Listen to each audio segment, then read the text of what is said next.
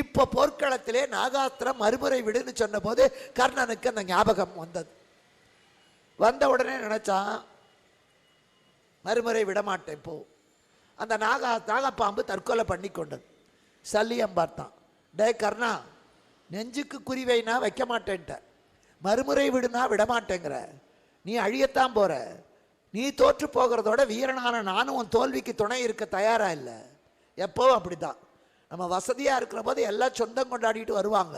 நம்ம வாழ்க்கையில் இறங்கிட்டா எனக்கு அவனை தெரியவே தெரியாதுன்னுடுவாங்க. இப்போ சல்லியன் என்ன பண்ணான், தேரை விட்டு கீழே இறங்கிட்டான். நீயே அனுபவி. நல்ல உச்சகட்டம், கிளைமேக்ஸ். சூரிய அஸ்தமனத்துக்கு 2 விரல் கடை தான் இருக்கு, போகிறதுக்குள்ளே முடியணும்.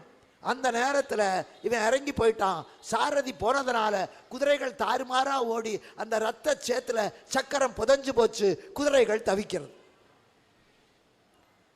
காரணம் என்ன? கர்ணன் வாலிபனா இருக்கிற போது ஒரு முறை தேரில் ஏறிக்கொண்டு தெருவில் வந்தான் வேகமா. அப்போ ஒரு கன்றுக்குட்டி குறுக்க வந்துடுது, ஒரு பிராமணனோடது. தேர் கன்றுக்குட்டி மேலே ஏறிடுது. உடனே அந்த அந்தணன் சபித்தான், டே கர்ணா, நீ தேரில் வர்ற திமிர்னால தானே என் கன்றை கொன்று விட்டாய். அதனால் அந்த தேர் உனக்கு சரியான சமயத்தில் உதவாமல் போகட்டும். அவன் செய்யாத தப்புக்குத்தான் அவனுக்கு தண்டனை. அவன் ஒரு தப்பு கூட செய்யாமையே அனுபவிச்சவன். அவன் கண்ணுக்குட்டியை பிடிச்சிருக்கணும். இன்னைக்கும் சரி என்னைக்கும் சரி மாட்டைத்தான் பிடிப்பானே தவிர கண்ணுக்குட்டியை விட்டுருவான். ஏன்னா கண்ணுக்குட்டி போனால் மாடு இன்னொரு குட்டி போடும். ஆனால் மாட்டை விட்டுட்டா 10,000 போயிருமே, அதனால் இதைத்தான் பிடிப்பான். இப்போ அதனால் தன் தப்ப உணரலை நினைக்கிறான். அந்தணன் சாபம். கீழே இறங்கி நான் தேரை நிமித்த முடியலை. அர்ஜுன அம்புகள் வந்து மேலே முள்ளம்பண்ணி மாதிரி நிற்குது. ஒவ்வொரு அங்குலத்து ஒவ்வொரு ரோமக்காலையும் ஒரு அம்பு. அந்த நேரத்தில் கடைசி அஸ்திரத்தை எடுத்தா அது பிரம்மாஸ்திரம். பிரம்மனுடைய பெயரை சொல்லி விடுவது, அதுதான் கடைசி கிளைமேக்ஸ். சாதாரணமாக எல்லாரும் விடக்கூடாது. ஒரு பிரம்மாஸ்திரம் உலகத்தையே அழிச்சிடும். அதை விடுவதற்கு முன்னால் ரொம்ப யோசிக்கணும். அது நான் முதல் நாளே சொன்னேன், அம்பு தான், ஒவ்வொன்றுக்கும் மந்திரம் உண்டு. பிரம்மாஸ்திரம் என்பது அதற்குரிய மந்திரம். இவன் எடுத்தான், அம்பை வில்லில் பூட்டிட்டான், நானே இழுத்துட்டான், அதுக்குரிய மந்திரத்தை சொல்ல போகிறான், மறந்து போச்சு. இன்னைக்கு நீங்கள் பார்க்கலாம், சில குழந்தைங்க நல்லா படிக்கும், பொட்டை விட்டு போடுவான். அந்த எஸ்ஏயோ அல்லது பொயட்ரியோ எல்லாத்தையும் பரீட்சை காலில் போய் உட்காருவான். உட்கார்ந்த உடனே கொஸ்டின் பேப்பர் வாங்குவான். எல்லாம் அவனுக்கு தெரிஞ்ச கேள்வி தான். ரொம்ப சந்தோஷமாக கொஸ்டின் நம்பரையும் போட்டுருவான். பேனாவை திறந்துட்டு அப்படி பிள்ளையார் சொல்லி போட்டு தொடங்குவான். முதல் வார்த்தை மறந்துடும். முதல் வார்த்தையை எடுத்து கொடுத்துட்டா அத்தனை கிடுகிடுகிடுன்னு வந்துடும். முதல் வார்த்தை மறந்துடும் எப்போவுமே. அது ரொம்ப கஷ்டம். அதனால் ரொம்ப பசங்க என்ன பண்ணுவான், ரொம்ப கெட்டிக்கார பையன் கூட முதல் வார்த்தையை மட்டும் கையில் எழுதிட்டு வருவான். இது பிட்டு இல்லை, முதல் வார்த்தையை மட்டும். ஒன்ஸ் அப்பான டைம்னு தொடங்கினா இவன் ஒன்ஸ்ன்னு எழுதி வச்சுருப்பான். அது தொடங்கிட்டா இவன் கிடுகிடுன்னு எழுதிடுவான் கையில். அவன் நல்லா படிச்சிருப்பான், அதனால் முதல் வார்த்தை மட்டும். இன்னொருத்தன் படிக்கவே மாட்டான். அவன் என்ன பண்ணுவான், கற்றது கையளவு, கல்லாதது இடுப்பளவு.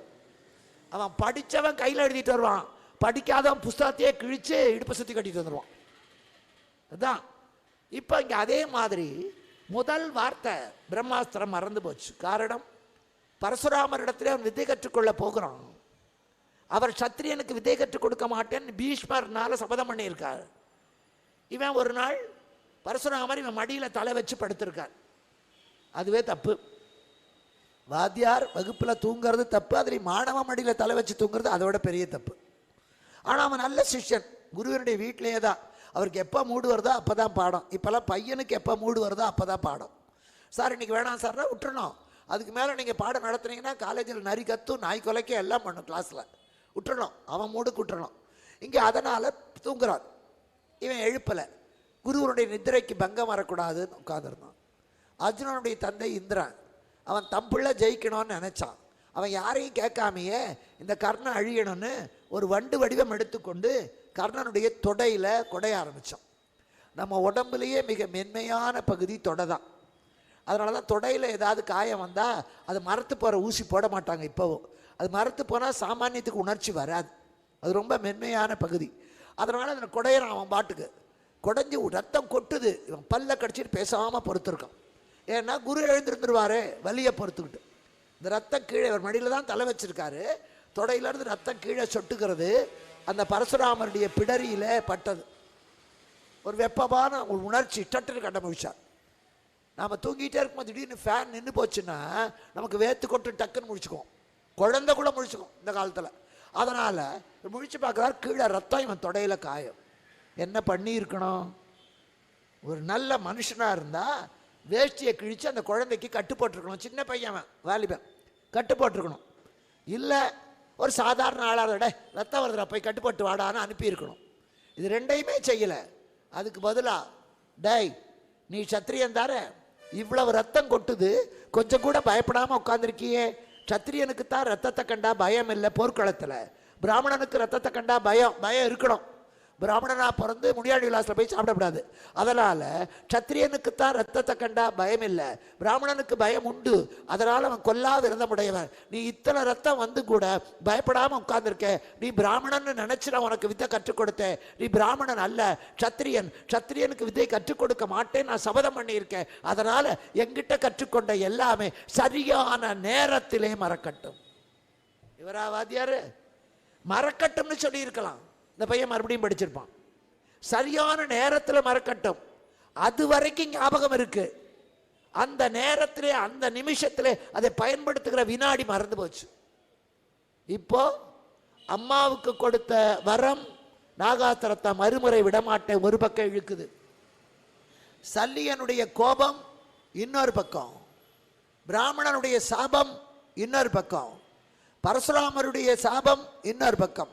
4 பக்கம் அவன் கழுத்தை கயிறு மாதிரி இழுக்கிறது. நடுவில் அந்த பையன் இருக்கான், சாகல்ல. காரணம் அவன் செஞ்ச புண்ணியம் அவனை காப்பாத்து. கிருஷ்ணன் பார்க்குறான் தேர்தட்டிலேருந்து. ஆண்டவனுக்கு தெரிய சிந்தித்த எல்லாம் என் சிந்தை அறிந்தே உதவ வந்த கருணை மழையே. நம்ம மனுஷங்கிட்ட சொல்லணும், ஏய் நாளைக்கு என் ஃப்ரெண்ட்ஸ் 2 பேர் வருவாங்க, 1 லிட்டர் பால் சேர்த்து வாங்கி வை. பொண்டாட்டிக்கிட்ட சொன்னா தான் வாங்குவா. ஆடு மாடுகிட்ட சொன்னாலும் புரியாது. என் மாடே நாளைக்கு எங்கள் வீட்டில் 4 பேர் வரா, 4 லிட்டர் சேர்ந்து கறான்னா கறக்காது. மிருகங்களுக்கு தெரியாது. கடவுள்கிட்ட சொல்லவே வேண்டாம். நாம் நினைச்சாலே அவனுக்கு புரியும். நாம் சிந்தித்த எல்லாம் சிந்தை அறிந்து உதவக்கூடியவன் பரம்பொருள். இப்போ இவன் கஷ்டம் கிருஷ்ணனுக்கு தெரிஞ்சு போச்சு. இந்த கர்ணனால் சாகவும் முடியலை, வாழவும் முடியலை. பழம் பழுத்து விட்டது, இனி அது காம்பில் இருக்கக்கூடாது. உடனே கிருஷ்ணன் பார்க்குறான், சூரிய அஸ்தமனத்துக்கு 2 விற்கடை. உடனே அர்ஜுனா கொஞ்சம் சண்டையை நிறுத்து, இதை நான் வரேன். தேரை விட்டு கீழே இறங்கினான். அந்த அசடு கேட்கலை. கிளைமேக்ஸ்பா, சரியான நேரம். தமிழ் படத்தில் கூட கிளைமேக்ஸில் போலீஸ்காரர் வந்துடுவார். இப்போ கர்ணனை அழிக்க வேண்டிய இந்த நேரத்தில் நீ தேரை விட்டு இறங்குறியே, கேட்க தெரியலை. பேசாமல் உட்காந்துருக்கான். கீழே விட்டு இறங்கின கிருஷ்ணன் மயில் பீலி இல்லை, பட்டு பீதாம்பரம் இல்லை, ஒரு பஞ்சகச்ச வேஷ்டி, மார்பில் பூணூர், தலையில் குடுமி, கையில் தடி, ஒரு பிராமண கோலத்தில் வர்றான். வயசான கிழவை, தலை ஆடுது, கை ஆடுது, அப்படி வருகிறான். என்னடா நம்ம தேரை விட்டு கிருஷ்ணன் இறங்கினா கிருஷ்ணனை காண ஒரு கிழவன் போகிறானே, அர்ஜுனனுக்கு தெரியல. விதி இருந்தால் தான் ஆண்டவனை பார்க்க முடியும். இதே தெருவில் நம்ம நடக்கிறோம். 100 பேர் நடக்கிறாங்க ஒரு நாளைக்கு. 101 ஒருத்தன் வர்றான். அவன் எப்படி பார்க்குறான்? கீழே ஒரு 1000 ரூபா நோட்டு அல்லது ஒரு வைர நெக்லஸ் டக்குன்னு எடுக்கிறான். அதே பாதையில் அது வரைக்கும் 100 பேர் நடந்தான். ஒத்தன் கண்ணிலையும் படலை, அவன் கண்ணில் தான் பட்டது. காரணம் என்ன? அவனுக்குத்தான் விதி இருந்தது, கிடைத்ததே தவிர எடுத்து வச்சாலும் கொடுத்து வைக்க முடியாது. அதனால் இங்கேயும் அதே மாதிரி அந்த ஆண்டவனை புரிந்து கொள்ளுகிற அளவுக்கு பரிசுத்தமான மனம் கர்ணனுக்கு இருந்தது, அர்ஜுனனுக்கு இல்லை. அவனுக்கு தெரியல. இப்போ கிட்ட வர்றான். இவன் அப்படியே சாஞ்சிட்டு இருக்கான். ரத்தம் கொட்டுகிறது, தேர்தட்டில் சாஞ்சிருக்கான். அப்போ உடனே அந்த கிழவர் வந்தார். வந்த உடனே, அப்பா கர்ணன் இப்படி பார்க்குறான். உடனே கிருஷ்ணன் கேட்குறான், அப்பா இந்த கடல் சூழ்ந்த உலகத்தில் யார் வந்து என்ன கேட்டாலும் எப்போ கேட்டாலும் நீ எல்லாத்தையும் கொடுக்குறேன்னு நான் கேள்விப்பட்டேன். நான் மகாமேரு மலையில் தவம் பண்ணினேன், எனக்கு தாங்க முடியாத தரித்திரம், உங்ககிட்ட வந்தேன். இப்போவே கொடு, எனக்கு வேண்டியதை இப்போவே கொடு. இது அதிகார பிச்சை. அவன் சாக கிடக்கிறான், அவனுக்கு ஒரு வாய் தண்ணி ஊற்றணும்னு தோணலை, இப்போவே கொடு. தாண்டிய தரங்க கருங்கடல் உடுத்த தரணிகள் தளர்ந்தவர் தமக்கு வேண்டிய நீ தருதி என அறிந்தேன். மேருவினிடை தவம்பு உண்டேன், ஈண்டிய வறுமையும் இன்னலும் தொடர ஈண்டு வந்தே இயைந்ததொன்று இக்கடத்து அழிப்பாய். தூண்டிய குரகத கவன தடந்தேர் சுடர் தோன்றிய தோன்றால். சூரிய புத்திரனே இப்பவே கொடு. பார்த்தான். கர்ணனுக்கு சந்தேகமே இல்லை. ஏன்னா எழுத்த மாதிரி கண்ணு கெட்டின தூரத்தில் அர்ஜுனன் தேரில், கிருஷ்ணன் இல்லை. இங்கே ஒரு பிராமணன், அவன் கடைசியாக எதனால் அவனுக்கு தோல்வி வந்தது? பரசுராமர் சாபம். பரசுராமர் என்ன சொன்னார்? அந்தணனுக்கு ரத்தத்தை கண்டால் பயம், நீ ரத்தத்தை கண்டு பயப்படல, அதனால நீ பிராமணன் இல்லை, என்னை ஏமாத்திட்ட, நீ சத்திரியன். அப்போ ரத்தத்தை கண்டால் பயப்படுகிறவன் பிராமணன். தம் உடம்புல இருந்து வர்ற ரத்தத்தை கண்டாலே அவன் அடுங்குவான்னா, போர்க்களத்தில் அத்தனை பேர் செத்து கிடக்க, குடலெல்லாம் கீழே கிடக்க, யானையும் குதிரையும் மேய்க்க, அங்கே ரத்த சேரு, அந்த ரத்த சேத்துல ஒரு பிராமணன் வருவானா? அதுவும் வயதான, வேதம் படித்த, ஒழுக்கமிக்க, ஆச்சாரமான, சாஸ்திர ரீதியான ஒருத்தன் வருவானா? ஒரு பையன் வரலாம், பிராமண பையன். ஆனால் வேதம் கற்று மிகப்பெரிய ஆச்சாரியராக இருக்கிற ஒருத்தர் போய் மிலிட்ரி ஹோட்டலில் போய் காப்பி குடிக்க மாட்டார், தண்ணி வாங்கி தரமாட்டான், குடிக்க மாட்டான். இந்த காலத்திலேயே. அந்த காலத்தில் பார்க்கிறான், அத்தனை வேதம் முடிந்தான், வாயில வேதம் வருகிறத சொல்லிக்கொண்டு வருகிறார்.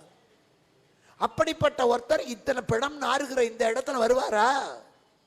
வந்திருக்கிறார் என்றால் இவன் பிராமணன் அல்ல. அப்ப இவன் யாரு? போர்க்களத்துக்கு எந்த பிராமணனும் வரமாட்டான், போர் செய்வது அவன் வேலை இல்லை, துரோணரை தவிர. அப்ப தேர்தட்டில் கிருஷ்ணன் இல்லை, இங்க ஒருத்தன் வந்து நிற்கிறான். அப்ப யாரு? வேதத்துக்கே நாயகனாக இருக்கின்ற அந்த பரம்பொருள் தான் வந்திருக்கிறான். கர்ணன் புரிந்து கொண்டு விட்டான். அவன்தான் பக்தன்.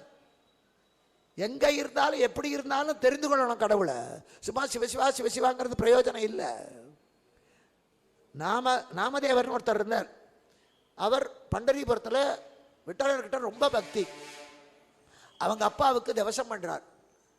அவர் கேட்டார், திவசம் பண்ணும்போது 3 இலை போடணும், 2 இலையா 6 இலை, ஒன்று மேலே ஒன்றா 2 இலை, அது மாதிரி 3 போடணும் பிராமணர்கள் வீட்டில். ஒன்று நம்ம அப்பா செத்து போயிட்டா அப்பாவுக்கு, இன்னொரு இலை நம்ம அப்பாவை கூட்டிகிட்டு வர்றதுக்கு நம்முடைய முன்னோர் தாத்தாக்கு, இன்னொரு இலை பெருமாளுக்கு. அது சைவனாக இருந்தாலும் அதுக்கு பேர் மகாவிஷ்ணு இலைன்னு தான் பேர். அது அந்த இலையில் மற்ற 2 இடத்துலையும் வேறு யாரையாவது ஒரு பிராமணர்களை கூப்பிட்டு உட்கார வைப்பாங்க. இந்த மகாவிஷ்ணு இலையில் மாப்பிள்ளை தான் உட்கார வைப்பாங்க, பையன் உட்காரக்கூடாது. யார் செத்து போயிடும் அவங்க வீட்டு சந்ததிக்கார உட்காரப்படாது. அம்மா செத்து போனால் பொண்ணை உட்கார வைக்கலாம், பையன் உட்காரப்படாது. இவர் கேட்குறாரு, இந்த மகாவிஷ்ணு இலையில் வீட்டெல்லாம் நீயே வந்து உட்காரணும். பரமபக்தர் வரேன்ட்டார். அடுத்த நாள் திவசம் இலை போட்டு பரிமாறியாச்சு. ஏன்னா மகாவிஷ்ணு இலையில் இருக்க கையை வச்ச பிறகு தான் மற்றவன் சாப்பிடணும். எல்லாரும் உட்காந்துருக்காங்க, அந்த இலைக்கு ஆளே காணும். கிருஷ்ணன் வருவான், பெருமாள் வருவார்னு இருக்கும். அப்போ அந்த நேரத்தில் ஒரு எருமை மாடு சாக்கடையில் போட்டு புரண்டுட்டு கிடுகிடுன்னு உள்ளே வந்து அந்த இலையில வாய வச்சுது. உடனே நாமதேவர் தடி எடுத்து அடின்னு அடித்தார். சாயந்தரம் மணி 6 ஆயிடுச்சு. அடித்து அந்த எருமையை துரத்தி விட்டுட்டு மறுபடியும் குளித்து புதுசாக சமையல் பண்ணி சாப்பாடு போட்டார் அவங்க இல்லாமல். அடுத்த நாள் கோயிலுக்கு போனார். உன்னை வர சொல்லி அவ்வளவு கெஞ்சினேனே, நீ வல்லியே, எருமை மாடுலையா என் வீட்டுக்கு வந்தேன், அவ்வளோ பாவியா? அர்ச்சகர் அபிஷேகத்துக்கு சுவாமி மேலே இருக்கிற மாலையெல்லாம் எடுத்தார். பார்த்தா அந்த விக்கிரகத்தோட முதுகு கை எல்லாம் முண்டு முண்டா புடைச்சிருக்கு. இதனடா நேற்று நல்லா எப்படி வந்தது? அப்போ ஒரு அசரீரி கேட்டது, நாமதேவா நான் தான் உன் வீட்டுக்கு வந்தேன், என்னை அடின்னு அடிச்சிய, அடித்ததுனால வீங்கி கிடக்கு பாரு குழக்கட்டை மாதிரினார். எருமையில் வந்தது. ஏன் நான் எப்போ சங்கு சக்கரத்தோடு தான் வருவேன், எனக்கு கை வலிக்காதா? எல்லா உயிருக்குள்ளேயும் நான் தான் இருக்கேன், தூணிலும் இருக்கிறேன், துரும்பிலும் இருக்கிறேன், எதுவாக வேண்டுமானாலும் நான் வருவேன். அந்த நேரத்தில் வந்தா அது தெய்வம்னு புரிஞ்சுக்கோ. அதை படித்ததுலேருந்து ஒரு பழக்கம் நான் வச்சுருக்கேன். வீட்டில் பூஜை பண்ணி சுவாமிக்கு நைவேத்தியம் பண்ணுறோம். அது பங்குனி உத்திரமோ அல்லது சஷ்டியோ ஏதோ ஒன்று சுவாமிக்கு சக்கரை பொங்கலோ வடையோ நைவேத்தியம் பண்ணுவேன். பண்ணிட்டு நான் ரூமை விட்டு வெளியே வரும்போது என் வீட்டுக்குள்ளே யார் வராங்களோ, அது வேலைக்காரி ஆனாலும் சரி, பில் கலெக்டர் ஆனாலும் சரி, தண்ணி கொண்டு வரவனானாலும் சரி, கேஸ் யாராக இருந்தாலும் சரி, உள்ளே கொண்டு போகவே மாட்டேன். சாமி ரூம்லேருந்து கொண்டு வந்த உடனேயே அந்த அவனுக்கு முதல்ல அது அவனோ அவளோ தட்டில் கொடுத்துட்டு தான் போவேன். ஏன்னா கரெக்டாக அந்த நேரத்தில் நம்ம வீட்டுக்குள்ளே வர்றது தெய்வம். வீட்டுக்குள்ளே வர்றது தெய்வம். அதில் ஜாதி கதியெல்லாம் கிடையாது. சிவபெருமான் என்ன ஜாதி? அவருக்கு அப்பா அம்மாவே இல்லை, தெரியாது. முருகன் என்ன ஜாதி? அவங்க அப்பனுக்கே ஜாதி இல்லை, அவனுக்கே அது ஜாதி. ஜாதி ஆண்டவனுக்கு கிடையாது. வழிபடுகிறோம். அதனால் இந்த பிராமண கடவுள், இது செட்டியார், அதெல்லாம் கிடையாது. கடவுள் எல்லாருக்கும் பொது, எல்லாருக்குள்ளேயும் இருக்கிறார். அதனால் தாய்மானவர் பூ பறிக்க மாட்டார். பூ பறிக்க போகிறாரு, ஐயோ இந்த பூவுக்குள்ளேயும் நீ தானே இருக்க, உன்னையே பறித்து உனக்கே பூஜை பண்ணுவேனா? பார்க்கின்ற மலரோடு நீயே ஆனாய், மலர் பறிக்கவும் அஞ்சினேன். இங்க அதனால அந்த எருமமாடு நான் தான். இப்ப கர்ணனுக்கு அது தெரிந்தது, வந்திருக்கிற பிராமணனும் கிருஷ்ணன் தான். என்ன வேணும்? அப்ப சொல்றான், எனக்கு இயைந்ததொன்று இக்கணத்தை அளிப்பாய். யாராவது அந்த நேரத்தில் வந்து கேட்டால் கோபம் வராது? நானே சாய கிடக்கிற எல்லாருக்கும் கொடுத்து கொடுத்து என்னத்தடா வாரி கட்டிக்கிட்ட போடா சொல்லியிருப்போம். ஆனால் வந்த அந்தணன் உரைத்த வார்த்தை இருசவிக்கு அமுதென கேட்டு, என்று கொண்டந்த அந்தணன் உரைத்த வார்த்தை இருசவிக்கு அமுதென கேட்டு வென்றி விஜயன் கை கணங்கினால் ரதமீது வீழ்வோம், மெய் தளர்ந்து ரதமீது விழுவோன். என்ன கேட்குறான்? ஐயா, நான் தரத்தகு பொருள் நீயே நவில்க என. கேட்டதை கொடுக்கறதே கஷ்டம். கர்ணன் அப்போ கேட்குறான், அப்பா உனக்கு கொடுக்கறதுக்கு என்கிட்ட என்ன இருக்குன்னு தெரியல, நான் கொடுக்கக்கூடிய பொருள் என்ன இருக்கோ அதை நீயே சொல்லு. எப்போ? விஜயனுடைய அம்பினாலே மெய் தளர்ந்து ரதமேல் விழுவோம், நன்று நன்று என நகைத்து நான் தரத்தகு பொருள் நீயே நவில்க. அப்போ கிருஷ்ணன் கேட்குறான், ஒன்றிய படி நீ செய்த புண்ணியத்தை உதவு. கொஞ்ச நஞ்ச சந்தேகம் இருந்தாலும் சரியா போயிடுச்சு. ஏன்னா புண்ணியம் என்பது அவன் தான் அனுபவிக்க முடியும், அதுக்கு ஆளை வச்சு பண்ண முடியாது. யார் செஞ்ச புண்ணியம் யாருக்கோ வர்றோம், அரசியல்வாதி அதுக்கு ஒரு டிபார்ட்மெண்ட்டை தொடங்கிடுவான். நான் பண்ணுற அக்கிரமத்தையெல்லாம் பண்ணுறேன்னா எனக்கு பதிலாக நீ புண்ணியம் பண்ணுமா? முடியாது. அவரவர் செய்த பாவ புண்ணியம் அவரவருக்குத்தான் சேரும். நமக்கு பிறவியே இல்லாத ஒரு நிலை வந்தால் சொத்து எனக்கு பிறகு என் வாரிசுக்கு போய் சேரும். எனக்கு வாரிசே இல்லை என்றால் நான் செத்த பிறகு என் சொத்து கவர்மெண்ட்டுக்கு தான் போகும். அது மாதிரி நம்ம புண்ணியத்துக்கு வேலை இல்லை, நம்ம பரமபதம் போயிட்டோம்னா அந்த புண்ணியம் ஆண்டவங்கிட்ட தான் போய் சேரும். ஒருத்தர் இன்னொருத்தர் கொடுக்க முடியாது.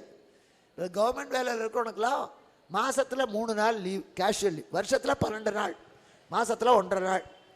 இப்போ என்ன மாதிரி ஊர் ஊராக போய் பேசுகிறவங்க ஜனவரி மாதமே 12 நாள் தீர்ந்துருவோம். ஜனவரி பிப்ரவரியிலே ஜனகணமன இருக்காது. அதுக்கு அடுத்தது மார்ச் மாதத்தில் தான் நிகழ்ச்சியே வரும், ராமநவமி, பங்குனி உத்திரம் எல்லாம்.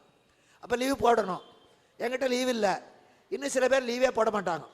ஏன்னு கேட்டால் இங்கே ஃபேன் இருக்குது, வீட்டில் போனால் ஃபேன் போட்டால் கரண்ட் பில் கட்டினா இங்கே இருக்கலாம், வீட்டுக்கு போனால் கடங்காரம் வருவான், பொண்டாட்டி பிடுங்குவா, இது நிம்மதியாக இருக்குது. ரொம்ப பேர் அங்கே ஆஃபீஸ் முடிஞ்சு கூட போக மாட்டாங்க, இருப்பாங்க. அவங்க லீவு அப்படியே இருக்கும். நான் போய் என் லீவெல்லாம் முடிச்சுட்டு, சார் உங்களுக்கு 12 நாள் அப்படியே இருக்குது சார், எனக்கு ஒரு 2 நாள் கடன் கொடுக்க முடியாது. ரூபா கொடுக்கலாம், சொத்தை கூட எழுதி வைக்கலாம், ஆனால் நம்ம லீவை இன்னொருத்தருக்கு கொடுக்க முடியாது. சாதாரண அரசு சட்டத்தையே மீற முடியாத போது ஆண்டவன் சட்டத்தை மீற முடியுமா? அவரவர் புண்ணிய பாவம் அவரவருக்கு அனுபவிச்சா அனுபவி, இல்லைன்னா அது ஆண்டவருக்கு சரண்டர். இது தெரியாதா கர்ணனுக்கு? இவன் வந்து கேட்குறானே, அது மட்டும் இல்லை எனக்கு தரித்திரம்னா. இது பொய் இல்லை. மகாலட்சுமியை மார்பிளையே வச்சுருக்கான். சிவபெருமானுக்கு எப்போ பார்த்தாலும் ஒரு அழுக்கு பிடிச்ச வேட்டி தான் கட்டியிருப்பான். ஆனால் பெருமாள் கோயிலில் பார்த்தா எப்போ பார்த்தாலும் பட்டு வேஷ்டி. நம்ம தான் டிவியில் பார்க்குறமே திருப்பதியை, கை துடைக்கிறதெல்லாம் கூட பட்டு புடவை தான். திருத்தனகலம் சரிங்க, திரை பிடிக்கிறது பட்டு புடவை தான். ஏன்னா குவியுது வந்து பட்டுப்பட்டா. சேலத்தில் இருந்தால் பெருமாளுக்கு பட்டு வேஷ்டியை நெய்து அனுப்புறீங்க இங்கேருந்தா. அப்போ அத்தனையும் போகுது இங்கேருந்து. அவர் என்னைக்கு செத்த வீட்டுக்கும் பட்டு வேஷ்டி, கல்யாண வீட்டுக்கும் பட்டு வேஷ்டி. அவருக்கா தரித்திரம்? மகாலட்சுமி புருஷனுக்கா தரித்திரம்? கிருஷ்ணன் சொல்கிறான், எனக்கு தாங்க முடியாத தரித்திரண்டா, நான் மேருமலையில் தவம் செஞ்சேன். இதை ஒரு குழந்தை கேட்டால் கிருஷ்ணனே பொய் சொன்னான், அவன் பொய் சொல்லி எங்கள் வாத்தியார் பணம் வாங்கிட்டு சொன்னார்னு இவன் வாங்கிட்டு போய் சினிமாவுக்கு போகிறான்ல. அப்போ அந்த பையனை எப்படி திட்டுறது? கிருஷ்ணன் சொன்னால் ருக்மணி சொன்னால் ஆன்னு கேட்குறேன், நான் சொன்னால் பொய்யாமா. கிருஷ்ணன் பொய் சொல்லலை, அவனுக்கு தரித்திரம். தரித்திரம்னா சோத்துக்கு இல்லாத மட்டும் தரித்திரம் இல்லை, கால் இல்லாதவனுக்கு கால் இல்லையேன்னு தரித்திரம், கால் இருக்கிறவனுக்கு செருப்பு இல்லையேன்னு தரித்திரம், செருப்பு இருக்கிறவனுக்கு சைக்கிள் இல்லையேன்னு தரித்திரம், சைக்கிள் இருக்கிறவனுக்கு ஸ்கூட்டர் இல்லையேன்னு தரித்திரம், ஸ்கூட்டர் இருக்கிறவனுக்கு கார் இல்லையேன்னு தரித்திரம், கார் இருக்கிறவனுக்கு இந்த வருஷத்து மாடல் இல்லையேன்னு தரித்திரம். ஏழை குழந்தை கஞ்சிக்கு உப்பு இல்லையேன்னு அழுகிறது, பணக்கார வீட்டு பையன் ஹார்லிக்ஸுக்கு சர்க்கரை இல்லையேன்னு அழுவான். எல்லாம் நிறைஞ்சவன் யாரும் இல்லை, எல்லாருக்கும் ஏதாவது ஒன்று இருக்கும். எனக்கு ஒரு கஷ்டம் இல்லையேங்கிறது கூட ஒரு கஷ்டம்தான், ஒரு கஷ்டமே இல்லைங்கிறது கூட ஒரு கஷ்டம்தான். அதனால தரித்திரம் இல்லாத பகவானுக்கு என்ன தரித்திரம்? நல்ல பக்தன் இல்லையேன்னு தரித்திரம்.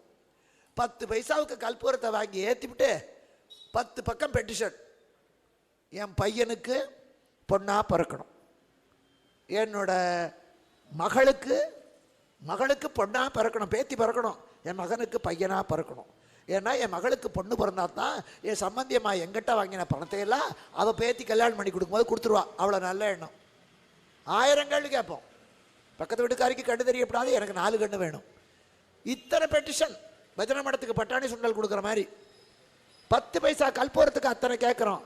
என்கிட்ட எதுவுமே கேட்காம என்னை வணங்குவதே வேலை, வணங்கிறது கூட வேண்டாம், நினைப்பதுதான் வேலைன்னு வாழுகிற மிகப்பெரிய சர்வபரி தியாகியாக, மிகப்பெரிய பரமஞானியாக இருக்கிற ஒத்தங்கூட இல்லையே. அதுலேயும் பாரதத்தில் இல்லை. நான் சொன்னேன், கிருஷ்ணனுக்கு 2 துளசி போட ஆள் இல்லை. அவங்ககிட்ட உதவி கேட்டாங்க, அவனை அடித்தான். அவன் அம்மா உரல்ல கட்டி வச்சா. அவங்க மாமன் யானையை விட்டு மிதிக்க வச்சான். மல்லர்களை வச்சு அடிக்க வச்சான். துரியோதனன் குழிய வெட்டி சாக வச்சா. எல்லாரும் அவன் அழித்தார்களே தவிர அவன் வணங்க ஆள் இல்லை. ஆனால் அம்மா ஜெயிலே இருந்தால் யசோதை கிட்ட போயிடுத்து. பிறந்தது ஒரு இடம், போனது ஒரு இடம். அங்கேருந்து 9 வயசில் மறுபடியும். கிருஷ்ணன் நினைக்கிறான், இங்கே பக்தன் இல்லையே. இப்போ கர்ணன் தான் பக்தன். அவன் எதுவுமே கேட்கல.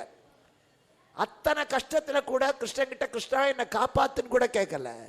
தங்கிட்ட எதுவும் கேட்கல. ஆனால் நான் யார் என்பதை புரிந்து கொண்டு விட்டவன் அவன்தான் உண்மையான பக்தன். இப்ப சொல்றான், எனக்கு தரித்திரண்டா, பக்தன் இல்லை, அதனால உங்ககிட்ட வந்தேன். எங்க மேருவில் தவம் செஞ்சான்? மேரு என்பது இப்படி இருக்கும். நீங்க ஆச்சாரிய சுவாமிகள் பூஜை பண்ணும்போது பார்த்தா மேரு. காஞ்சிபுரத்தில் போனா காமாட்சிக்கு போனா அது ஒரு எந்திரம், மேரு எந்திரம்னு பேரு, மகாமேருன்னு. அதில் தான் பூஜை பண்ணுவாங்க. அதில் எல்லா தெய்வங்களும் அடக்கலாம். இப்போ தேர் மேலே இருக்கிற கூரையை பிரிச்சுட்டா இப்படி தான் இருக்கும், படிப்படியாக மேரு மாதிரி தான் இருக்கும். கிருஷ்ணன் அங்கே தானே உட்காந்துருந்தான். நான் மேருவினடை தான் இருந்தேன். என்ன தவம்? தீமை அழிந்து நல்லது ஜெயிக்கணும். அதற்காக நான் தவம் விரதம் இருந்தேன். அந்த தேர்த்தட்டாகிய மேருவிலே நான் தர்மம் ஜெயிக்கணும்னு தவம் இருந்தேன்டா. அதனால மேருவினடை தவம் பூண்டேன், பொய்யில்லை. எனக்கு தரித்திரம், பக்தன் இல்லையேன்னு தரித்திரம். உங்ககிட்ட வந்தேன். எனக்கு வேண்டியதை இப்பவே கொடு, உங்ககிட்ட இருக்கிறது எனக்கு வேண்டாம். அப்ப கர்ணம் பார்த்தான், உனக்கு தர்ற பொருள் எங்கிட்ட என்னடா இருக்கு? தரத்தகு பொருள் நீயே நவில்க. எவனாவது பிச்சைக்காரங்கிட்ட உனக்கு என்ன வேணும்ப்பான்னு கேட்டு கொடுப்போமா? அவன் கேட்பான், அதில் சூடா 4 இட்லி சட்னி சாம்பாரோட கொண்டு வாமா, கொடுப்போமா? பிச்சைக்காரனுக்கு திமிர பாரும்போம். நம்மகிட்ட என்ன இருக்கோ அதான் கொடுப்போம். இஷ்டமே தான் வாங்கிக்கோ, இல்லைன்னா போ. ஆனா கர்ணன் ஒத்தந்தான் கேட்டான். இந்த நேரத்தில், சாகர நேரத்தில் எல்லாரும் என்னை கைவிட்ட நிலையில இப்ப வந்து கேட்கிறியடா, இப்ப உனக்கு தரத்தகு பொருள் என்ன இருக்கு? கிருஷ்ணன் கேட்டான், நீ செய்த புண்ணியத்தை கொடு. கொஞ்ச நஞ்ச சந்தேகமும் போயிடுது. சிரிச்சான். ஆவியோ நிலையில் கலங்கியது, யாக்கை அகத்ததோ புறத்ததோ அறியேன், பாவியேன் வேண்டும் பொருளெல்லாம் நயக்கும் பக்குவம் தன்னில் வந்தில்லையா. ஐயா, எனக்கு உயிர் போயிடுத்தா, இது செத்த பிறகு வருகிற ஏதாவது மயக்கமா, இல்லை நிஜமாவே உயிரோட இருக்கானா எனக்கு தெரியல. என் உயிர் எங்கே இருக்குன்னு எனக்கு தெரியல, அது கலங்கி போய் கிடக்கு. இந்த நேரத்தில் வந்திருக்கேன்.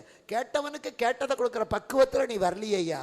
உனக்கு கேட்க தெரியலையே. நான் செய்த புண்ணியத்தை தானே கேட்குறேன். நான் செஞ்ச புண்ணியத்தை உனக்கு கொடுத்தா அதனால் ஒரு புண்ணியம் வருமே. ஒரு பேங்க் மேனேஜர் சொல்கிறார், சார் உங்கள் பணம் பத்திரமா இருக்கும், நீங்கள் எல்லா பேங்க்கில் போட்டிருக்கிறதையும் எடுத்து கொடுங்க. நம்ம எல்லா பேங்க்லேயும் ஒரு 1000, 10,000, 500 போட்டிருக்கோம். அது எல்லாத்தையும் எடுத்து ஸ்டேட் பேங்க்கில் கொண்டு போய் போடுறோம். அப்போ அது அத்தனையும் சேர்த்து ஒரு இடத்துல போட்டால் அந்த பேங்க் முழுகலாம் இல்லை, அந்த பேங்க் முழுகிடுங்கிறான். அதுதான் இங்கே சொன்னான். நான் செய்த புண்ணியத்தை கேட்குறியடா, அதை உனக்கு கொடுத்தா அதனால் ஒரு புண்ணியம் வருமே, அது என்ன காப்பாற்றுமே. கிருஷ்ணனுக்கு கேட்க தெரியல, கொடுக்கத்தான் தெரியும். அவன் வரதராஜன். இவனுக்கு கொடுத்து கொடுத்து பழக்கம். அதனால கர்ணன் சொல்றான், ஆவியோ நிலையில் கலங்கியது, யாக்கை அகத்ததோ புறத்ததோ அறியேன், பாவியேன் வேண்டும் பொருளெல்லாம் நயக்கும் பக்குவம் தன்னில் வந்தில்லையார். பூவில் வாழ் அயனும் எனக்கு நிகரில்லை என்றால் புண்ணியம் இதனினும் பெரிதோ. யான் செய் புண்ணியம் அனைத்து உதவினே. அவன் செஞ்ச புண்ணியத்தை கொடுனா, இவன் செய் புண்ணியம்னா. ரெண்டுக்கு வித்தியாசம். செஞ்சதுன்னா ஏற்கனவே செஞ்சது, செய் புண்ணியம்னா இப்போ ஊறுகாய்னா நேத்தியும் ஊறித்து, இன்னைக்கு ஊறுது, நாளைக்கும் வரும். அது மாதிரி செய் புண்ணியம். நான் செய்த, செய்கின்ற, செய்ய போற அத்தனை தமிழ், அதுக்கு பேர் வினைத்தொகை. உனக்கு கொடுக்குற புண்ணியத்தையும் உனக்கே தரேன்டா. யான் செய் புண்ணியம் அனைத்தும் உதவினேன். நீ யாருன்னு எனக்கு தெரியும்டா. பூவில் வாழ் அயனும் எனக்கு நிகரில்லை என்றால் புண்ணியம் இதனினும் பெரிதோ. பிரம்மா கூட உனக்கு நிகரில்லை, எனக்கு தெரியாதா? புரிஞ்சுக்கிட்டான். இப்போ உடனே கிருஷ்ணன் சொன்னா, சரி நீ கைப்புணலுடன் தருக. வாயால் சொன்னால் போதாது. இந்த அம்மாப்பேட்டையில் 4 வீடு ருக்மணியம்மா, நீங்கள் 4 நாள் கதை சொன்னீங்க, இந்த 4 வீடு உங்களுக்கு தானே, நான் போய் உள்ளே உட்காந்தா உதப்பான். என் பேரில் ரெஜிஸ்டர் ஆகணும். என் பேரில் ரெஜிஸ்டர் பண்ணால் தான் எனக்கு சொந்தம். அந்த காலத்தில் ரெஜிஸ்டருங்கிறதுக்கு சப் ரிஜிஸ்டர் ஆஃபீஸில் தார வார்த்து கொடுப்பது. வாங்குறவங்க கையை கீழே வச்சு கொடுக்குறவங்க கையை மேலே வச்சு தண்ணி ஊற்றுவான். இவன் கையிலேருந்து தண்ணி அங்கே போகும். அதுக்கு பேர் தார வார்த்து கொடுப்போம். அதுக்கப்புறம் அந்த சொத்துல நமக்கு உரிமை இல்லை. இன்னைக்கு கல்யாணத்துக்கு பத்திரிகை அடிக்கும் போது கன்னிகாதானம் செய்வதாய் பெரியோர்களால் நிச்சயிக்கப்பட்டு, மாப்பிள்ளை கையை கீழே வச்சு பொண்ணு கையை அது மேலே வச்சு பொண்ணை பெத்த அப்பா தண்ணி ஊற்றுவார். அப்பா இன்னிலிருந்து இந்த பொண்ணு உனக்கு சொந்தம், இனிமேல் எங்கள் கோத்திரம் இல்லை, எங்கள் குலம் இல்லை, எல்லாம் உனக்கே தான். இதான் தானம், கன்னிகா தானம். தானமாக வாங்குறாம பத்திரிகை அடிக்கிறவனும் உதைக்கணும். என்ன எப்படி அடிக்கணும்? ராமசாமி முதலியாருடைய மகளான இந்த சரோஜாவுக்கு கந்தசாமி முதலியாருடைய மகனான சுப்பிரமணியனை 10,000 ரூபாய் ரொக்கம் 50 பவுன் நகை கொடுத்து விலைக்கு வாங்குவதாக சம்பந்தப்பட்டவர்களால் தீர்மானிக்கப்பட்டு இந்த கொடுக்கல் வாங்கல் விவகாரம் அம்மாப்பேட்டை செங்குந்தர் கல்யாண மண்டபத்தில் 25/3/15 நடக்கிறது. நீங்கள் அத்தனை பேர் தின்னுபிட்டு சாட்சி கையெழுத்து போட வாங்கடா பாவிங்களான்னு அடிக்கணும்.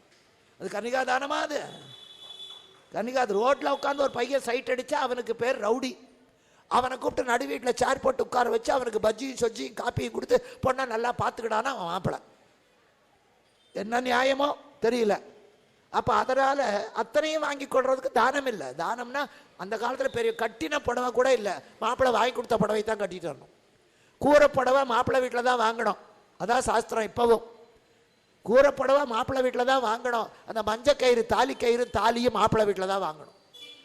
இப்போல்லாம் மாறி போச்சு. நீங்களே எல்லாத்தையும் வாங்கிருங்க, 2 செலவு நீங்களே பண்ணிடுங்க. எனக்கு வாங்குறது மட்டும் எனக்கு வாங்கி கொடுத்துருங்க. தப்பு. அந்த கூரைப்புடவையை கட்டித்தான் மனையில் உட்காந்து தாலி கட்டணும். அது புருஷன் வாங்கி கொடுத்தது. அப்பா வீட்டில் வாங்கி கொடுத்த புடவையோட கூட உன் பொண்ணு என் வீட்டுக்கு வரக்கூடாதுரா. நான் கட்டின புடவையோட நான் கட்டின தாலியோட என் வீட்டுக்கு வரணும். நான் தான் எல்லாத்தையும் காப்பாற்றுவேன். அதுதான் கன்னிகாதானம். அதை விட்டுட்டு ஆளை வச்சு ஃபோனில் அதில் இதில் மிரட்டி லட்சத்தை கொடு, காரை வாங்கி கொடு, வீடை வாங்கி கொடு, 500 பவுனை கொடு கேட்டால் அந்த பெத்தவன் மனசு என்ன பாடுபடும்? தாரை வாக்குற போது என்ன நினைப்பான்? நல்ல மாப்பிள்ளையாக இருந்தா அப்பா ஒரு 10 பைசா கேட்காம என் பொண்ணை நீ கல்யாணம் பண்ணிக்கிறியப்பா, நான் ஊத்துற தண்ணி உன் கையில் நிற்காம ஓடுற மாதிரி வாழையடி வாழையா, உனக்கு வர்ற மாப்பிள்ளை எல்லாம் நல்லவனா உத்தமனா உன் குலம் விளங்கணும்னு வாசிப்பான். இப்படி பிடுங்கி பிடுங்கி கல்யாணம் பண்ணிக்கிட்டானா எப்படி வாசிப்பான்? டேய், நான் ஊத்துற கையில் ஊத்துற தண்ணி உன் கையில் நிற்காம ஓடுது. சந்திரக்கடல் வீரப்ப மாதிரி என்னை கேட்டல, நான் ஊத்துற தண்ணி உன் கையில் நிற்காத மாதிரி நான் கொடுக்கறதெல்லாம் உங்ககிட்ட நிற்காம உனக்கு பொட்டை பொட்டையா கறி கட்டை கட்டையா ரெட்டை ரெட்டையா பொண்ணு பிறந்து எனக்காவது வேட்டி மிச்சம் உன் மாப்பிள்ளை உன்னை கோமணத்தோட நிறுத்துறோமோ.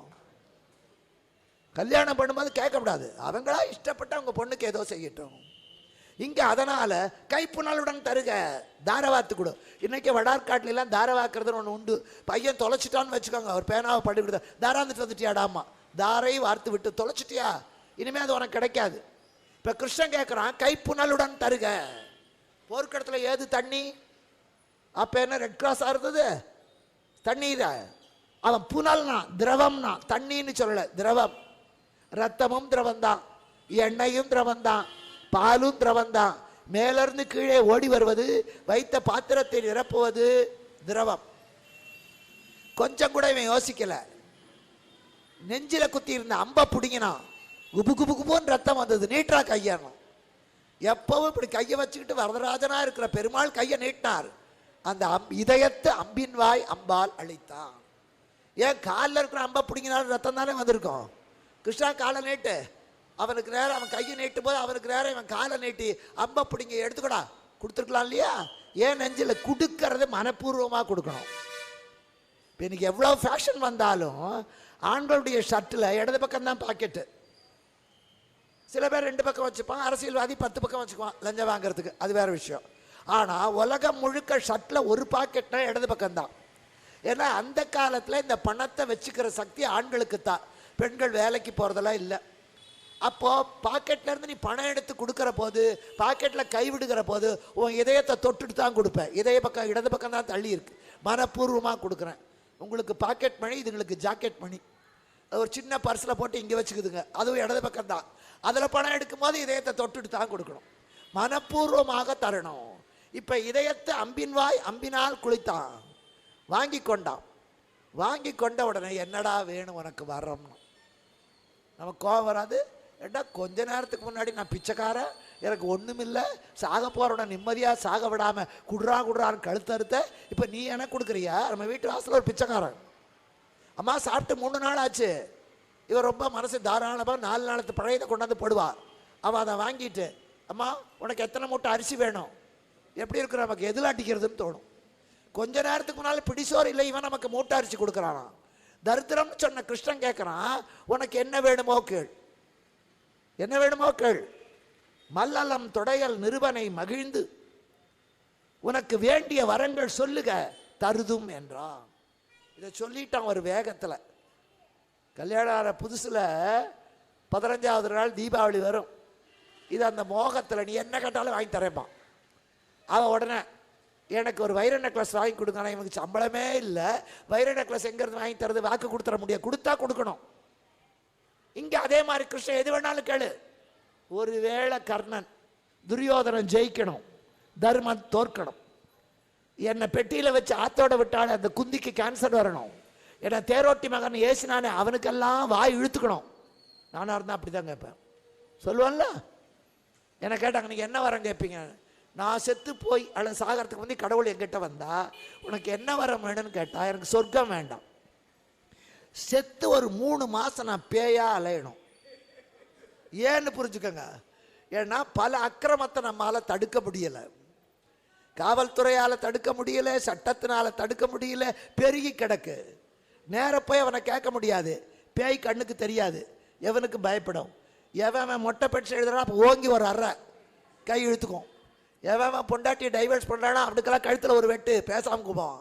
எவன் புருஷனுக்கு துரோகம் பண்ணுறான் அவனுக்கு தலையில் ஒரு குட்டு, எதை வேணா செய்யலாம். அப்போ 10 பேரை ஒரு ஊருக்கு 4 பேர் இப்படி பேய் அடி நாய் அடி அடித்தா அவன் நடுங்குவான், ஐயோ பேய் அடிச்சிருண்டா, பேய் அடிச்சிருவா, திருந்திடுவான். அப்போ இந்த நாட்டை திருத்த காந்தி வேண்டாம், இந்த நாட்டை திருத்த மிகப்பெரிய சட்டங்கள் வேண்டாம், இந்த நாட்டை திருத்த பேய் தான் வேணும், பேய் தான் வேணும். அதனால் இங்கே அந்த கேட்குறான், கேட்டுட்டான் என்ன வேணா கேளு. ஒரு வேளை துரியோதனன் ஜெயிக்கணும்னு கேட்டுட்டா கொடுக்கணும், கொடுக்கணும். கிருஷ்ணனுக்கு வயிற்றுக்குள்ள குதிரைக்குட்டி உதைக்குது, ஐயோ என்ன கேட்டுருவானோ என்ன கேட்டுருவானோன்னு. அப்போ தான் கர்ணன் ஜெயித்தான். நான் சொன்னேன், முதல் முறை கர்ணனுக்கு பிறப்பு உணர்த்திய போது வரமாட்டேன்னா, அப்போ கிருஷ்ணன் தோத்தான். 2ஆம் தடவை குந்தியை அனுப்பி கூப்பிட்டான், வரமாட்டேன்னா, 2வது தோல்வி. 3வது முறையாக குடுடான்னு கேட்டான், கேட்ட உடனே கொடுக்குறேன்னுட்டான். செய்தது என்னடா, செய்யறதையும் தர்றேன்னா. 3வது தோல்வி. இப்போ 4வது என்ன வரம் வேணுமோ கேளு. அவன் என்ன கேட்டான், ஐயா நான் தானம் பண்ணினால புண்ணியவான் இல்லை, தப்புக்கு நானும் பாஞ்சாலி துகில் இருந்த போது அங்கே நானும் இருந்தேன், நீ தூதாக வந்தபோது உனக்கு குழி வெட்டின இடத்துல நான் அவனுக்கு துணையாக இருந்தேன், பாவங்கள் செஞ்சிருக்கேன், அந்த பாவங்களுக்காக நான் அனுபவித்து பிறந்துதான் ஆகணும். ஆண்டவனே கிட்ட வந்து கையேந்தி அவனுக்கே கொடுக்குற புண்ணியம் செஞ்சும் கூட புண்ணியம் வேற பாவம் வேற, 2 சேராது. அதனால கர்ணன் சொல்றான், நான் மறுபடியும் பிறப்பேன், அப்படி எத்தனை பிறவி எடுத்தாலும் எனக்கு காசு வேண்டாயா, பதவி வேண்டாம், எத்தனை பிறவி அல்லல் வெவ்வினையால் இன்னமும் உற்பவம் உண்டாகில் இல்லை என்று வந்தவர்க்கு இல்லை என்னாத இதயம் நீ அளிக்க வேண்டும். எத்தனை ஜென்மம் எடுத்தாலும் என்னை வந்து கேட்குறவனுக்கு இல்லைன்னு சொல்லாத மனசை குடியா, அவனுக்கு கேட்க தெரியல, அவனுக்கு கொடுத்து தான் பழக்கம். இப்போ கிருஷ்ணன் பார்த்தான், ஆஹா இவன் என்னையே காப்பாத்திட்டான்டா, என்ன கேட்டுருவானோன்னு பயந்தான். அதுலேயும் கர்ணன் ஜெயித்து விட்டான், கிருஷ்ணன் தோற்று விட்டான். இப்போ சொல்கிறான் கிருஷ்ணன், டேய் இதுவரைக்கும் உன்னை சூத புத்திரனே, உன்னை இதுவரைக்கும் அங்க நாட்டு மன்னனே, டேய் கர்ணா இப்படித்தான் சொல்லியிருக்கேன், நீ என் மச்சான்டா, அத்தை பையன், குந்தியோட பையன், கிருஷ்ணனுக்கு அத்தை மகன். சொந்தத்திலேயே மிகச்சிறந்த உறவு மைத்துனன் உறவு தான், மைத்துனனுக்கு மிஞ்சிய உறவில்லை. பழமொழிய இந்த தூத்துக்குடியில் முத்துக்குளிக்க இறங்குவான், இடுப்பில் ஒரு சங்கிலியை கட்டி கரையில் ஒருத்தங்கிட்ட கொடுத்துட்டு தான் இறங்குவான். என்ன ஆக்சிஜன் சிலிண்டர் இருந்தாலும் அது ரிப்பேர் ஆகலாம். சுறாமீனோ கிராமீனோ அல்லது இவனுக்கு மூச்சு முட்டினா சங்கிலியை ஆட்டுவான், மேலே இருக்கணும் இழுத்துருவான். இதை மச்சினங்கையில் தான் கொடுப்பானே தவிர அண்ணன் தம்பி கையில் கொடுக்க மாட்டான். ஏன்னா மச்சினங்கையில் கொடுத்தா இவன் அசைக்கலைன்னா கூட இழுத்துருவான். ஏன்னா உள்ளே போன தங்கச்சி புருஷன் செத்து போயிட்டா தங்கச்சி அவன் வீட்டில் வந்து உட்காந்து அவங்க எழுத்தா இருப்பான். ஆனால் அண்ணன் தம்பி கிட்ட கொடுக்க மாட்டான், அவன் இழுக்கவே மாட்டான். இவன் செத்தா சொத்து அவனுக்கு வரும். அதனால மைத்துனன்கிறது மிகச்சிறந்த உறவு. இப்போ அந்த வார்த்தையை சொல்லி கூப்பிடுறான். மைத்துனன் உரைத்த வார்த்தையை கேட்டு ஐயோ இவனுக்கு உடம்பெல்லாம் புண்ணு, தேரோட்டி மகன் ஏசி மனமெல்லாம் புண்ணு, கையால் தொட்டா கூட இவனுக்கு வலிக்கும்டா, பூவால் ஒத்தணும். கிருஷ்ணன் நினைச்சான். பூவுக்கு எங்கே போவான்? கிருஷ்ணனுக்கு கையும் தாமரை, கண்ணும் தாமரை, மனமும் தாமரை, கொவ்வாயும் தாமரை. அவன் புண்டரீகாட்சன். இப்போ மைத்துனன் உரைத்த வாய்மையை கேட்டு மரமலர் உகந்து உகந்து கைத்தல மலரால் அணைத்து கண்மலர் கருணை நீராட்டி எத்தனை பிறவி எடுக்கினும் அவற்றுள் ஈகையும் செல்வமும் எய்தி முக்தியும் பெருதி முடிவில் என்றார் மூவரும் ஒருவனா மூர்த்தி. அவன் கேட்டது இல்லைங்க, அதை மனசை கொடுறா. கிருஷ்ணன் பார்த்தான், ஏண்டா மனசை வச்சுக்கிட்டு என்னடா பண்ணுவேன், கொடுக்கறதுக்கு டப்பு வேண்டாம், பணமும் வேணும். இல்லை என்று வந்தவர்க்கு இல்லை என்னாத இதயம்னா. அவன் என்ன சொன்னான்? எத்தனை பிறவி எடுக்கினும் அவற்றுள் ஈகையும் செல்வமும் தருகிறேன்.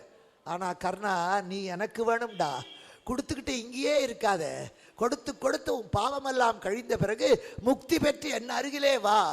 அவன் ஒருத்தனுக்கு மட்டும்தான் கேட்காமையே முக்தி கொடுத்தவன் இறைவன். யாருக்கும் கொடுக்கல, பீஷ்மருக்கும் கொடுக்கல, யாருக்கும் கொடுக்கல. கர்ணனுக்கு மட்டும் அவன் முக்தி கேட்கவே இல்லை, மனசு தான் கேட்டான். மனசையும் தரேன், பணத்தையும் தரேன், தானம் கொடுத்து கிடைக்கிற புண்ணியத்தினால எங்கிட்ட வாடா என்று அவனை அழைத்து கொண்டு அழுதான். கண்மலர் கருணை நீராட்டி. கடவுள்கிட்ட நாம் அழுதது உண்டு, தினந்தனம் அழறோம். ஆனா கடவுள் அழுதது ஒரே ஒரு இடத்துல, கிருஷ்ணனுக்கு மட்டும்தான். வேற எந்த அவதாரத்திலையும் யார்கிட்டையும் அழல. கிருஷ்ணனுக்கு கண்ணு தாமரை, அதுல இருந்து சொட்டு சொட்டா வருது. பூவுல இருந்து தான் தேன் வரும். இப்போ வெளிப்புண்ணை ஆத்துவதும் தேன் தான், உள்ள புண்ணை ஆத்துவதும் தேன் தான். அதனால அந்த கண்ணிலிருந்து வருகிற கல் நீர், அதனால அவன் புண்ணை ஆற்றினான். முக்தியும் பெருதி முடிவில் என்றார் மூவரும் ஒருவனா மூர்த்தி. பிரம்மா விஷ்ணு சிவன் 3 பேரா காட்சி தந்தான். ஏன்? கர்ணனிடத்தில் இருந்த பாவத்தை அழித்த போது பரமசிவன், புதிய கர்ணனை படைத்த போது பிரம்மன், அவங்கிட்ட இருந்த தர்ம குணத்தை காப்பாற்றிய போது பெருமாள். கருட சேவையில காட்சி தரான். பெருமாளை பார்க்கிற போது கருட சேவையில பார்க்கணும். பிள்ளையாரை பார்க்குற போது ஆவணி மாதம் சதுர்த்தியில் பார்க்கணும். முருகனை பார்க்குற போது கந்தர் சஷ்டி சூரசம்ஹாரம் முடிந்த பிறகு பார்க்கணும். சிவபெருமானை பார்க்கணும்னா திருவாதிரையில் பார்க்கணும். அம்பாளை பார்க்கணும்னா ஆடி பூரத்தில் பார்க்கணும். அப்போ தான் வேண்டியதெல்லாம் கொடுப்பாங்க. முருகப்பெருமான் சூரசம்ஹாரம் முடிஞ்சு திருச்செந்தூர் கடலில் குளிச்சுட்டு வரும்போது ஜெகஜோதியாக வருவான். அப்போ மடிய விரித்து என்ன கேட்டாலும் தருவான். அதே மாதிரி சதுர்த்தி அன்றைக்கு விநாயக பெருமான்கிட்ட என்ன கேட்டாலும் தருவான். பெருமாள் கருட சேவை. காஞ்சிபுரத்தில் வரதராஜர் கருட மேலே வருவார். கருட சேவை தான் பெருமாளுக்கு உகந்து. அந்த காட்சி கர்ணனுக்கு மட்டும்தான் கிருஷ்ணாவதாரத்தில் காட்டினான். கருடனது திருத்தோளில் இவன் பார்க்குறான். அப்போ கூட இவன் என்ன சொல்கிறான்? என் கடமையெல்லாம் முடிஞ்சிடுச்சு. தர்மன் மகன் முதலான அரிய காதல் தம்பியரோடு அமர்மலைந்து என் உயிரணைய தோழனுக்காக செஞ்சோற்று கடன் கழித்தே. நான் என் உயிரை துரியோதரனுக்கு கொடுத்துட்டேன். தேவர் கோவுக்கு நான் கவச குண்டலம் அளித்தே. உனக்கு உரைபெறினர் புண்ணியம் அனைத்தும் கொடுத்தேன். Less luggage. பிரயாணம் பண்ணும்போது 4 பெட்டி 10 பைய தூக்கிட்டு போனால் இறங்குற போது கஷ்டம். விசில் ஊதிடுவா ரயில். லக்கேஜே இல்லை. அப்படியே ஜம்முன்னு போகிறாரு சித்தோட்டு மாப்பிள்ள மாதிரி, டக்குன்னு இறங்கிடுவார் 1 நிமிஷம் நின்னாலும். அது மாதிரி நம்ம பாரத்தை தூக்கிட்டு போகக்கூடாது, எல்லாத்தையும் விட்டுட்டு போயிடணும். எல்லாத்தையும். அதைத்தான் இங்கே சொல்கிறான். என்னுடைய உயிரை என் தோழனுக்கு கொடுத்துட்டேன், துரியோதனனுக்காக அர்ப்பணம் பண்ணிட்டேன். என்னுடைய கவச குண்டலத்தை இந்திரனுக்கு கொடுத்துட்டேன், என் புண்ணியத்தை உனக்கு கொடுத்துட்டேன். இது பாவம் இல்லை. யார் பெற்ற பெரும்பேறு இவ்விருநிலத்தில் யார் பெற்றார்? எல்லா கடனையும் கழிச்சிட்டேன். நான் கடங்காரனா போல தெய்வ கடனை கழிச்சிட்டேன், நண்பனுக்கு கொடுக்க வேண்டிய கடனை கழிச்சிட்டேன், உற்றாருக்கு கொடுக்க வேண்டிய கடனை கழிச்சிட்டேன். மனுஷனா பிறந்து என்ன செய்யணுமோ அதை அத்தனையும் செய்துட்டேன். இப்போ கையை தட்டிட்டு நான் போறேன்டா. என்னை யாரும் தழுவிக்கொள்ளலை. எங்கள் அம்மா என்னை அணைக்கலை, எங்கள் அப்பா என்னை முதுகில் தட்டி தரல, என்னை வாத்தியார் என்னை நல்ல பையனை ஆசீர்வாதம் பண்ணலை, ஊரார் என்னை பாராட்டலை. ஆனால் இத்தனை பேர் என்னை அணைக்கலைனால ஆண்டவா நீ என்னை அணைத்து கொண்ட. வான் பெற்ற நதிகம் அழுதாள் வணங்க பெற்றேன், மதி பெற்ற திருவுளத்தால் மதிக்கப் பெற்றேன், தேன் பெற்ற துழாயலங்கள் திருப்புயமும் களபமார்பும் தை வந்து தீண்ட பெற்றேன். நீ அணைச்சுக்கிட்டடா, அடுத்தவன் மதிச்சா என்ன மதிக்காட்டா என்ன, தெய்வம் என்ன மதிச்சதே அது போரும். யான் பெற்ற பெரும்பேறு இவ்விருநத்தில் என்னை அன்றி வேறு யார் பெற்றார்? அப்படியே சாஞ்சு நிற்கிறான். கண்கள்ல அவன் பார்த்த அந்த கடவுள் காட்சிய, நாக்குல கடைசி நேரத்தில் யுக புருஷனுடைய நாமம் அது வரைக்கும் சொல்லலை, கடைசியில் அந்த நாமம் கண்ணில் அவனையே பார்த்து கொண்டிருக்கான். அப்பொழுது அந்த ஆவி அவனிடத்துல இருந்து கிளம்பி மேலே போகிறது. அதுக்கு முன்னால் அவன் வீர மரணம் அடையணும். அப்படியே கிடக்கிறான். கிருஷ்ணன் தேர்தட்டில் வந்து ஏறினா. எங்கே போனேன்னு அர்ஜுனன் கேட்கல. அம்ப விடுறான். அவன் அம்பு விட்டான். கர்ணன் மார்பில் தைத்தது வீர மரணம். ஆவி மேலே போகிறது. சூரியன் பார்த்தான். ஐயோ என் பிள்ளை செத்து போயிட்டான், குளிக்கணுமே, பிள்ளை செத்தா அப்பன் குளிக்கணும். சூரியன் கடலிலே முழுகினான். குந்தி வந்து அழறா எல்லாத்தையும் சொல்லி. பஞ்சபாண்டவர் 5 பேர் திகைக்கிறார்கள். கிருஷ்ணா என்ன காரியம் பண்ண?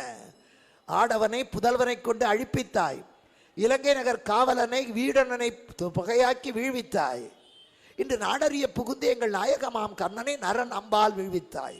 உனக்கு இது வேடிக்கையா இல்லை வாடிக்கையா? இரண்டேனா அவன் பிள்ளை பிரகலாதனை வச்சு கொன்ன, ராவணனை அவன் தம்பி விபீஷணனை வச்சு கொன்ன. இன்னைக்கு உலகமறிய வந்து என் சகோதரனான கர்ணனை எங்களை வச்சு அழிச்சியடா. அப்ப சகாதேவன் சொன்னான், இது அவனுக்கு வேடிக்கைடா, இது அவனுக்கு வாடிக்கை. போற்றுவார் போற்றட்டும், தூற்றுவார் தூற்றட்டும், போகட்டும் கண்ணனுக்கு. அவன் கவலையே படலை. இப்போ விடிய விடிய எல்லாரும் நாம செத்து 4 பேர் அழுதா அதுதான் நல்ல சாவு. நாம செத்து பட்டாசு வெடிச்சு எல்லாருக்கும் சக்கரை பொங்கல் கொடுத்தான்னா ஒரு அயோக்கியம் போயிட்டான்டான்னு சந்தோஷம். சந்தோஷம். இப்போ ரொம்ப பேர் தலைவன் செத்தா பட்டாசு வெடிக்கிறான், அவனுக்கு சந்தோஷம் தான்.